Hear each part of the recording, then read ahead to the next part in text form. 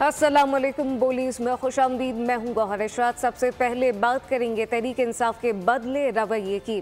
धोस धमकियों और सड़कों पर फैसले करने में नाकामी पर तहरीक इंसाफ ने अपने देरीना मौके से पसपाई। इस मुतालिक आपको ये भी बताएं कि इख्तियार कर लिया है हुकूमत से मुज़ाकरात के लिए भाग दौड़ शुरू कर दी गई। स्पीकर कौमी असम्बली अयाज सादिक से PTI रहनुमाओं ने स्पीकर हाउस में मुलाकात की, जिसमें बैरिस्टर गौहर, उमर अयूब, साहबजादा हामिद रजा और वज़ीर कानून और पार्लिमानी उमूर आज़म नज़ीर तारण मौजूद थे।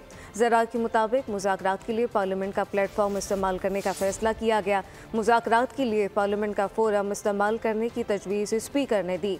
इनकी तजवीज़ को PTI और हुकूमत दोनों ने तस्लीम कर लिया। ज़राए का कहना है कि हुकूमत और तहरीक इंसाफ के दरमियान मुज़ाकरात बग़ैर किसी पेशगी शराइत के होंगे।